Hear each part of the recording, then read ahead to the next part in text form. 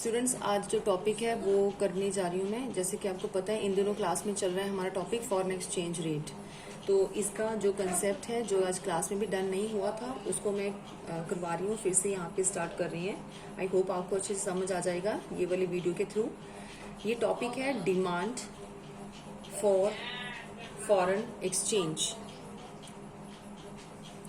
Foreign exchange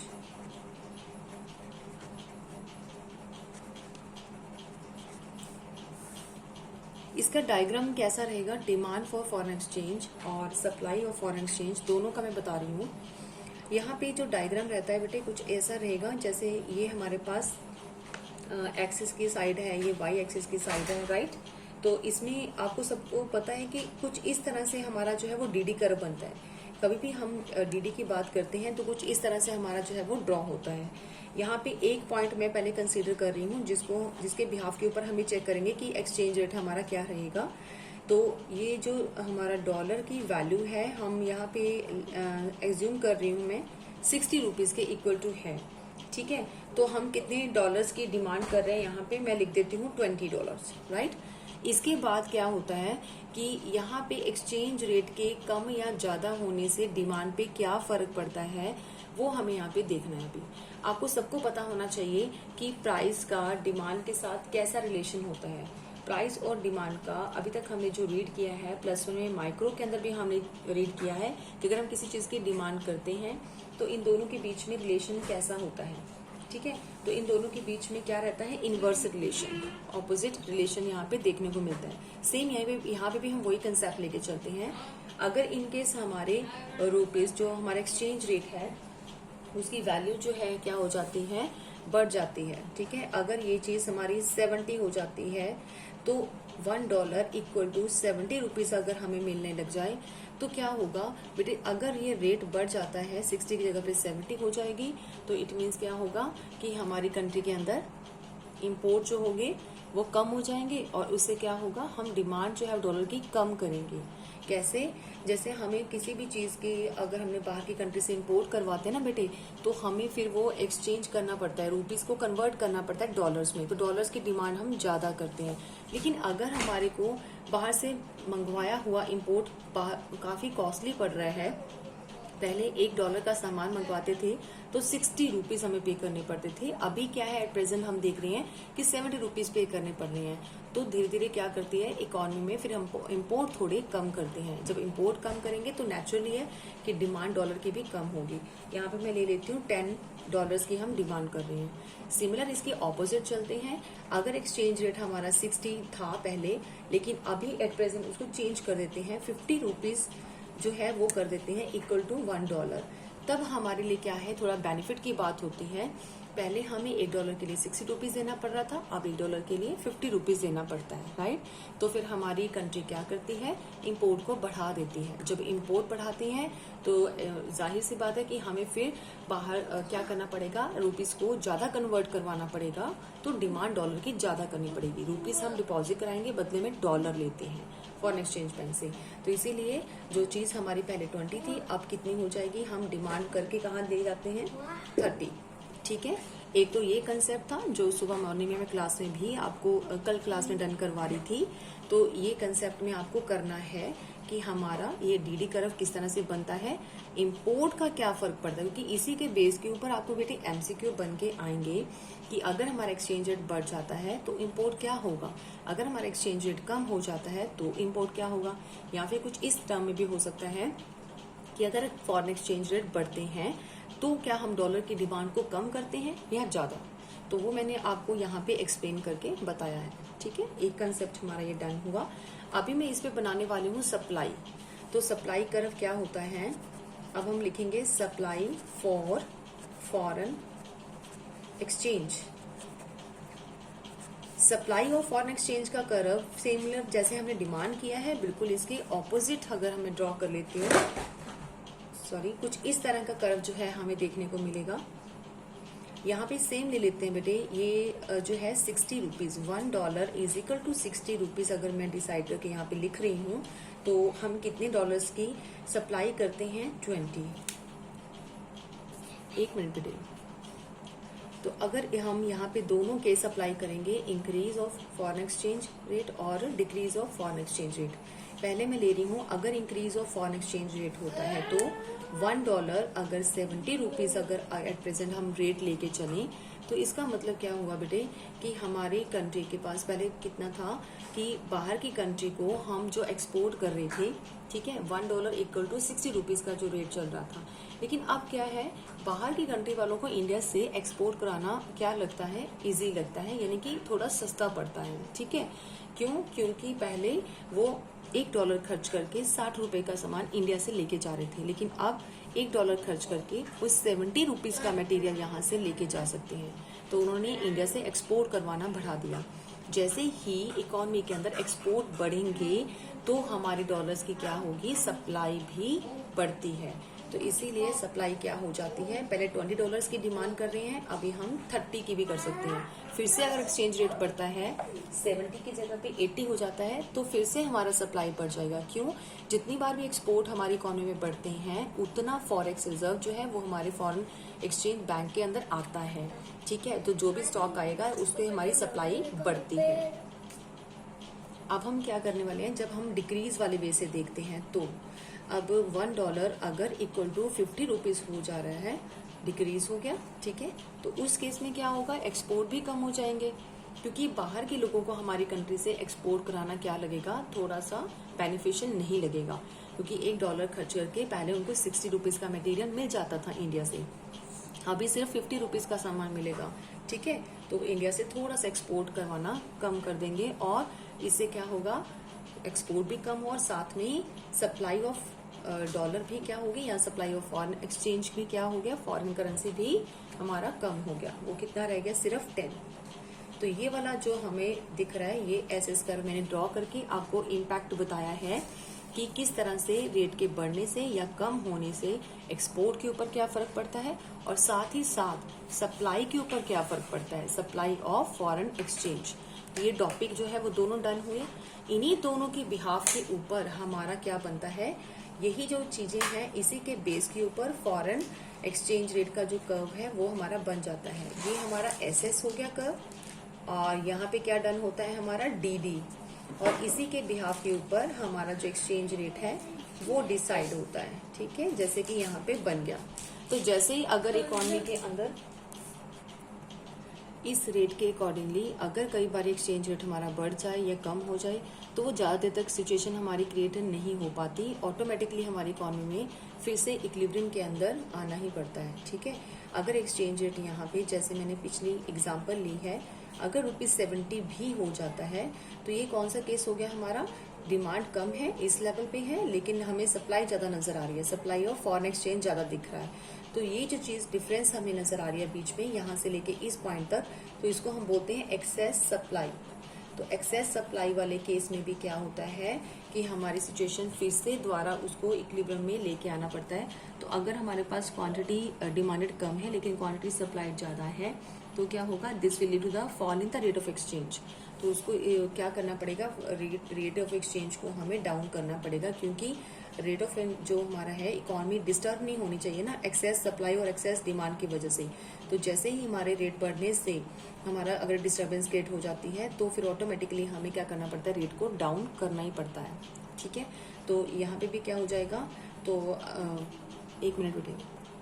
और इससे हमें क्या देखने को मिल रहा है कि अगर हमारे एक्सचेंज रेट बेटे बढ़ जाते हैं ना, तो उस केस में क्या होगा, एक्सचेंज रेट बढ़ने के लिए हम पहले यहाँ पे एरो लगाते हैं बढ़ने का, यहाँ पे मैंने दिखाया है कि दोबारा फिर से इक्विलिब्रियम में लेके आना पड़ेगा इकोनॉमी को। ठीक है, क्योंकि फ्लेक्सिबल एक्सचेंज रेट में क्या है कि हमारा जो चेंजेस होती रहती हैं उसको फिर से इकोनॉमी में इक्वल टू लाना पड़ेगा, इक्विलिब्रियम में लेके आना पड़ेगा।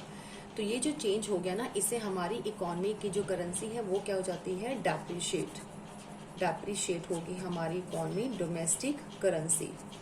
ठीक है, ये कैसे पता लगा, क्योंकि रेट हमारा बढ़ गया ना, तो इससे क्या होता है इकोनॉमी के अंदर, अगर इस तरह की सिचुएशन आती है, प्राइस राइज बढ़ते जाते हैं, this will make the domestic countries goods cheaper to the foreigners. अब फॉरनर्स के लिए बेनिफिट है, पहले वो $1 खर्च करके 60 रुपीज का मटेरियल ले जा सकते थे, लेकिन अब $1 खर्च करके 70 रुपीज का मटेरियल ले जा सकते हैं। तो फॉरनर्स को हमारी इंडियन गुड्स सस्ती मिल जाएंगी। ठीक है, चीपर रेट्स के ऊपर मिल जाती है। तो डिमांड फॉर आवर जो एक्सपोर्ट है it will rise at that moment। तो जो एक्सपोर्ट्स है वो हमारे बढ़ जाते हैं, ठीक है। तो इससे हमें क्या दिखता है, मोर सप्लाई ऑफ फॉरेन एक्सचेंज यहाँ पे नजर आ रहा है। तो वो ज्यादा देर तक नहीं टिका रहता क्योंकि हमारी इकोनॉमी डिस्टर्ब होती है, तो फिर से एक्सचेंज रेट को डाउन करना पड़ता है। सिमिलर अगर रेट हमारे जो है डिमांड और सप्लाई के प्रेशर की वजह से अगर हमारे रेट कम भी हो जाते हैं, दोनों केस हो सकते हैं ना बेटे, कि अगर प्रेशर की वजह से बढ़ गए एक बार या प्रेशर की वजह से कम हो गए, तो वो ज्यादा देर तक सिचुएशन हमारी क्रिएट नहीं रह सकती, उसको फिर से इकोनॉमी में डाउन करना पड़ता है। तो ऐसी सिचुएशन हो जहाँ पे रेट हमारे डाउन हो जाते हैं, एक्सचेंज रेट, तो इससे क्या फर्क पड़ता है, हमारी डिमांड बढ़ जाती है, ठीक है। डिमांड बढ़ेगी तो इसका मतलब क्या हुआ कि हम इंडिया के लिए जो है बेनिफिशियल है, तो हमारी करेंसी क्या हो रही है, इस केस में एप्रिशिएट हो रही है। तो एप्रिशिएट वाले केस में क्या होता है कि हम इंपोर्ट ज्यादा करवाते हैं। जब भी हम इंपोर्ट की बात करते हैं तो उतनी ही ज्यादा हमें डॉलर्स या फिर फॉरेन करेंसी की डिमांड करनी पड़ती है, डिमांड फॉर फॉरेन करेंसी, ठीक है, या फॉरेन एक्सचेंज। तो फिर ज्यादा देर तक हमारा जो सिचुएशन है ये एक्सेस डिमांड वाला ये भी नहीं रहता, तो इकोनॉमी में क्या करना पड़ता है, इसको फिर से इक्विलिब्रियम में लेके आना पड़ता है। तो प्राइसेस को अप करना पड़ेगा फिर से, ताकि हमारी सिचुएशन फिर इक्विलिब्रियम में रह जाए, ठीक है। तो ये दोनों सिचुएशन हम यहाँ पे पहले मेंशन करेंगे कि डिमांड और सप्लाई की वजह से अगर कोई रेट्स में फर्क पड़ता है तो अप या डाउन होते हैं, तो इकोनॉमी में उसको एडजस्ट करके फिर से इक्विलिब्रियम में लेके आना पड़ता है। और इसी चीज को हम बोलते हैं फ्लेक्सिबल एक्सचेंज रेट। ये जो पार्ट हमने डन किया। अभी जो पार्ट बताऊंगी वो वैसे मैंने बता दिया डेप्रिशिएट क्या है, लेकिन फिर भी थोड़ा और डिटेल में बताती हूँ कि किस तरह से डिमांड बढ़ने से सिचुएशन डेप्रिशिएट या एप्रिशिएट की होती है, डिमांड या सप्लाई के चेंज होने से। डेप्रिशिएशन का कंसेप्ट बताना हो तो आपको फिर से एक डायग्राम के थ्रू ही समझना पड़ेगा। ये हमारा डीडी कर्व है और ये क्या है, हमारा सप्लाई कर्व, ठीक है। तो यहाँ पे हम फॉरेन एक्सचेंज रेट को डन करते हैं जैसे कि हमने पहले किया था, सेम वैसे ही ले रहे हैं। 60 रुपीज अगर इसका रेट है, एग्जाम्पल ही लिया हमने, एट प्रेजेंट कितना चल रहा है वो नहीं मैंने यहाँ पे लिखा, जो भी रेट है अभी सिंपल हमने एज्यूम कर लिया, ठीक है। अगर सिचुएशन ऐसी है कि हमारी इकोनॉमी के अंदर डिमांड बढ़ रही है डॉलर की, हम लोग जो है डॉलर की डिमांड करते हैं, तो इसको अलग से हम ऊपर की तरफ शिफ्ट करके शो करेंगे, ठीक है। जैसे ही डिमांड हमारी इकोनॉमी में बढ़ती है तो उसका एक्सचेंज रेट के ऊपर रेट्स पे भी फर्क पड़ता है। डिमांड बढ़ गई तो फॉरेन एक्सचेंज, हमने बोला था ना कि फ्लेक्सिबल एक्सचेंज रेट में क्या होता है, कभी डिमांड का प्रेशर पड़ जाता है, कभी सप्लाई का प्रेशर पड़ता है, जिसकी वजह से एक्सचेंज रेट कई बार अप या कई बार डाउन हो जाता है, तो फिर से हमें बैलेंस में लेके आना होता है, ठीक है। तो वे वही चीज है कि अगर हमारी डिमांड किसी भी वजह से, जब से हम फॉरेन में ज्यादा इन्वेस्टमेंट करने लगे हैं, टूरिस्ट के लिए लोगों को ज़्यादा डिमांड चाहिए डॉलर्स की, या फिर इम्पोर्ट ज़्यादा करवाने लगे हैं, अलग अलग डिफरेंट मतलब पार्ट हो सकते हैं जिसकी वजह से हमें डॉलर की डिमांड ज़्यादा करनी पड़ रही है, ठीक है। वो टॉपिक आप डन करोगे जब हम सोर्स करेंगे कि डिमांड के कौन कौन से सोर्स हैं, क्यों हम डिमांड करते हैं, वो पॉइंट वहाँ पे आते हैं। तो जैसे ही डिमांड अप होती है ना बेटे, तो उससे हमारे रेट के ऊपर फर्क पड़ता है। रेट क्या हो जाते हैं, $1 इक्वल टू 70 रुपीज हो गया, रेट हमारे इंक्रीज हो जाते हैं, ठीक है। अभी 2 मिनट पहले जो आपको टॉपिक डन करवाया उसमें मैंने आपको समझाया था रेट और डिमांड का आपस में क्या कनेक्शन है, रेट और डिमांड का इनवर्स कनेक्शन है। लेकिन यहाँ पे जो देखने को मिल रहा है, जैसे ही हमारी डिमांड बढ़ती है, ये डिमांड हमारी अप साइड होगी यानी कि इंक्रीज होगी, और रेट भी बढ़ गई, तो इन दोनों में तो पॉजिटिव रिलेशन हुआ। तो ये चीज आपको हमेशा समझनी है कि हम यहाँ पे बात कर रहे हैं रेट और डिमांड की। बेटे जब रेट पहले बढ़ता है, ठीक है, रेट पहले बढ़ा है तो डिमांड हमारी कम होती है, लेकिन अगर डिमांड पहले इंक्रीज होती है तो रेट क्या होता है हमारा, तो उस टाइम प्राइस भी क्या हो जाते हैं बेटे, रेट भी क्या हो जाते हैं, अप हो जाते हैं, ठीक है। इस चीज को बहुत ध्यान से आप करना। जो अभी मैंने आपको बताया था कि रेट्स बढ़ने से डिमांड पे क्या फर्क पड़ता है, डिमांड हमारी कम हो जाती है, ठीक है। यहाँ पे अभी हमने डन किया था इस पॉइंट के ऊपर कि जैसे ही रेट बढ़ेंगे डिमांड क्या होगी, 20 से 10 होगी। ये अलग कंसेप्ट है जिसमें हम दिखाएंगे कि डाउनवर्ड स्लोपिंग होता है, यानी कि रेट के चेंज होने से डिमांड के ऊपर इनवर्स इफेक्ट पड़ता है, ठीक है। तो अभी हम क्या कर रहे हैं कि डिमांड अगर चेंज होती है तो रेट पे क्या फर्क पड़ेगा, दोनों कंसेप्ट डिफरेंट है। तो डिमांड पहले बदली है तो रेट में क्या फर्क पड़ेगा, रेट भी सेम जाएंगे, यानी कि उस टाइम ये कंसेप्ट क्या हो जाएगा, हमारा बिल्कुल ऑपोजिट हो जाएगा। पहले इन दोनों के बीच में इनवर्स रिलेशन था, अब हम क्या करेंगे, दोनों के बीच में पॉजिटिव रिलेशन देखने को मिलेगा। डिमांड बढ़ी तो रेट भी बढ़ाने पड़ेंगे, ठीक है। तो यहाँ पे रेट कितना हो जाएगा हमारा E1, सॉरी यहाँ पे इक्विलिब्रियम कितना हो जाएगा, E1 यहाँ पे लिखोगे, यहाँ पे E लिखोगे, रेट कितना हो गया 60 से 70 रुपीज अगर हमारा फिर हो जाएगा, किसके बढ़ने से, डिमांड के बढ़ने से। ठीक है, तो इसमें अब हम क्या बात कर रहे हैं कि अगर रेट बढ़ता है तो हमारी इकोनॉमी की जो करेंसी है, डोमेस्टिक करेंसी जिसको बोलते हैं, वो डेप्रिशिएट हो जाती है। Depreciate of the domestic currency, it occurs when there is fall in the value of domestic currency in terms of another foreign currency. अगर किसी एक जो करेंसी है की वैल्यू जो है वो कम हो जाती है किसकी नजर में, इन terms of the other currency. तो फॉरेन करेंसी क्या है, हम डॉलर देख रहे हैं, तो उनके टर्म्स में से हमारी जो वैल्यू है हमारे रुपीस की, इंडिया की, वो कम हो रही है, उसी चीज को हम डेप्रिशिएट वर्ड बोलते हैं। ठीक है, तो इट मीन्स पहले हमें खर्च करने पड़ते थे $1 के बदले में 60 रुपए, तो अब ज्यादा लगते हैं पैसे, 70 रुपीज लगते हैं, तो इसको क्या बोलते हैं, डेप्रिशिएशन ऑफ डोमेस्टिक करेंसी। और इसी के ओपोजिट अगर हम डेप्रिशिएशन को छोड़ के एप्रिशिएशन की बात करते हैं इसी पॉइंट के ऊपर, तो ये एप्रिशिएशन होगा किसके लिए, फॉरेन एप्रिशिएशन होगा किनके लिए, फॉरेनर्स के लिए। ठीक है, तो फॉरेनर्स के लिए क्या यहाँ पे आपको शो हो रहा है, of foreign exchange. Foreign exchange मतलब बाहर की कंट्री की जो करेंसी है वो क्या हो रही है, एप्रिशिएट हो रही है। ठीक है, लेकिन हमारी करेंसी क्या हो रही है, डेप्रिशिएट हो रही है। जब भी रेट बढ़ते हैं तो बाहर के लोगों को हमारी चीजें जो है वो ज्यादा मिलती हैं, क्वांटिटी वाइज परचेजिंग पावर उनकी बढ़ जाती है। पहले $1 खर्च करके वो 60 रुपीज का मटेरियल ले जा सकते थे, लेकिन अब वो 70 का लेके जा सकते हैं, इसीलिए वो ज्यादा एक्सपोर्ट करवाते हैं इंडिया से। तो इट मीन्स क्या हो गया कि एप्रिशिएट होगी फॉरेन एक्सचेंज या फॉरेन करेंसी। ठीक है, तो ये दोनों कंसेप्ट आप इसके राइज होने से डन कर सकते हो। इसके ऑपोजिट जो होता है वो हमारा होता है कि अगर हमारा जो सप्लाई वाला कंसेप्ट, वो भी एक पॉइंट मैं आपको बता देती हूँ। इसी तरह से अगर हमारी इकोनॉमी के अंदर ये जो डायग्राम है मैं लिख देती हूँ, ड्रॉ कर देती हूँ, ये एस है, तो एस के अकॉर्डिंगली मैंने यहाँ पे पहले आपको बताया है $1 is equal to 60 rupees. Clear, तो ये हमारा क्या होगा, डिमांड जो भी सप्लाई होगी वो मैंने यहाँ पे मार्क कर दी, एज इट इज लिख लो, जैसे कि मैंने लिखा था, या तो 20 रुपीज कुछ भी लिख लो। ठीक है, इसके बाद अगर मैं बताऊं कि पहले हमने इंक्रीज इन डिमांड किया था, अब हम इंक्रीज इन सप्लाई करेंगे। ये सप्लाई कर्व है S, और उसके बाद मैंने शिफ्ट कर दिया S1। तो जब भी हमारी सप्लाई जो है वो इंक्रीज हो रही है तो उसका इम्पैक्ट क्या पड़ेगा हमारे एक्सचेंज रेट के ऊपर, हमारा एक्सचेंज रेट क्या हो जाएगा, डिक्रीज हो जाएगा। ठीक है, जैसे कि 50 रुपीज हो गया। इसमें भी आप देखोगे कि ऑपोजिट रिलेशन रहेगा। पहले जब हम नॉर्मली बात करते हैं तो सप्लाई का जो रिलेशन है रेट के साथ क्या है बेटे, दोनों के बीच में कैसा रिलेशन है, अगर रेट बढ़ता है तो सप्लाई भी बढ़ती है, दोनों के बीच में पॉजिटिव रिलेशन है। लेकिन अभी मैं क्या डन करवा रही हूँ कि जब सप्लाई पहले इफेक्टेड होती है, तो हम यहाँ पे सप्लाई को राइज करने की बात कर रहे हैं। तो सप्लाई अगर हमारी बढ़ रही है तो हमने यहाँ पे शिफ्ट कर दिया। नॉर्मली कुछ बच्चे इसको लेते हैं कि सप्लाई डिक्रीज होगी, ये डिक्रीज नहीं हुई है, इस साइड में जाओगे तो इंक्रीज हो रही है, अगर बैक जाते हैं तो डिक्रीज होती है। यहाँ पे सप्लाई हमारी इंक्रीज हुई है, जैसे ही सप्लाई इंक्रीज होती है तो अब रिलेशन रेट के ऊपर क्या फर्क पड़ेगा, रेट गिर जाएगा। जैसे ही आपका ये वाली चीज स्टार्ट होती है आपका कंसेप्ट भी बिल्कुल ऑपोजिट हो जाता है। अब इन दोनों के बीच में इनवर्स रिलेशन बोला जाएगा। क्लियर, जैसे ही यहाँ पे सप्लाई बढ़ी रेट हमारे कम हो गए, तो इसको हम क्या बोलेंगे, appreciation of the domestic currency. पहले पॉइंट था डेप्रिसिएशन, ये हमारी इकोनॉमी के लिए एप्रिसिएशन की बात है। एप्रिसिएशन किसके लिए, डोमेस्टिक करेंसी के लिए, क्योंकि अब हम पहले 60 रुपीज का जो खर्च करते थे $1 के लिए, लेकिन अब सिर्फ 50 रुपीज खर्च करने पड़ते हैं अगर कोई बाहर से हमने सामान मंगाना है तो, ठीक है, डॉलर को खरीदने के लिए।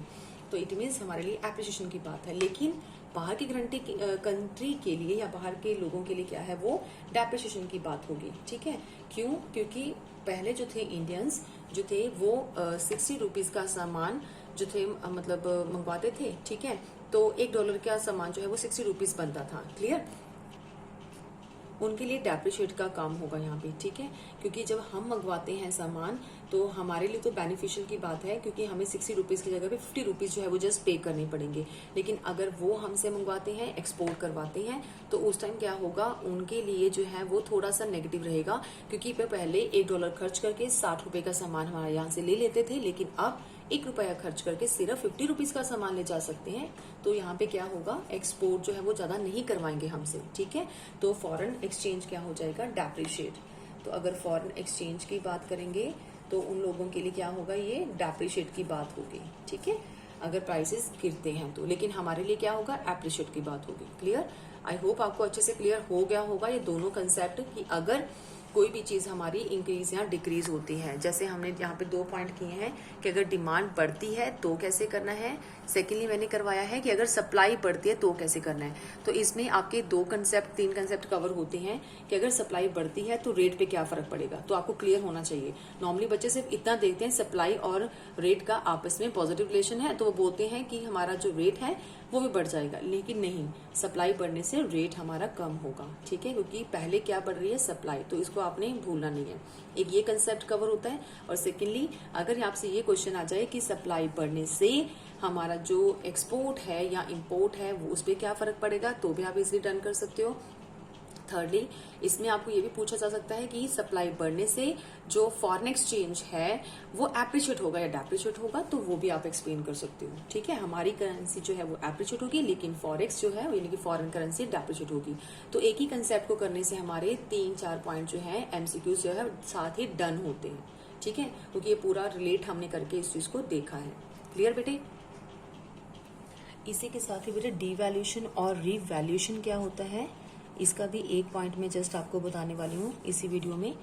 डीवैल्यूएशन मतलब कि अगर हमारी गवर्नमेंट जो है यानी कि हमारा खुद की सरकार, खुद की गवर्नमेंट जो है रेट्स को क्या कर देती है, अप या डाउन करती है, ठीक है। अगर फॉरेन एक्सचेंज रेट को वो अप कर देती है, 60 रुपीज से 70 रुपीज कर देने वाली है, तो इससे क्या हो जाएगी, हमारी कंट्री की जो वैल्यू है वो डीवैल्यूड हो जाएगी, ठीक है। यानी कि गवर्नमेंट खुद इसको करती है। एक तो होता है कि सिर्फ प्रेशर की वजह से, डिमांड के बढ़ने की वजह से या सप्लाई या बढ़ने या कम होने की वजह से अगर एक्सचेंज रेट पे फर्क पड़ता है, तब उसको डेप्रिशिएशन और एप्रिशिएशन वर्ड के साथ बोला जाता है। लेकिन अगर खुद ही गवर्नमेंट जो है उसमें कुछ चेंज करना चाहती है फॉरेन एक्सचेंज रेट में, कई बार सिचुएशन ऐसी होती है, इकोनॉमी में बहुत अप डाउन चल रही होती है, उसको अपनी इकोनॉमी को स्टेबल करने के लिए फॉरेन एक्सचेंज रेट को कई बार डिवैल्यूट या फिर रिवैल्यूट करना पड़ता है। उसी की वजह से क्या होता है, हमारी इकोनॉमी के अंदर फर्क पड़ता है, फिर उसे जो भी मैनेज करना चाहती है वो ऑटोमेटिकली फिर वो मैनेज हो जाता है, जो भी गवर्नमेंट चाहती है। तो ये गवर्नमेंट के कंट्रोल में है ये चीज करना, डीवैल्यूएशन करना।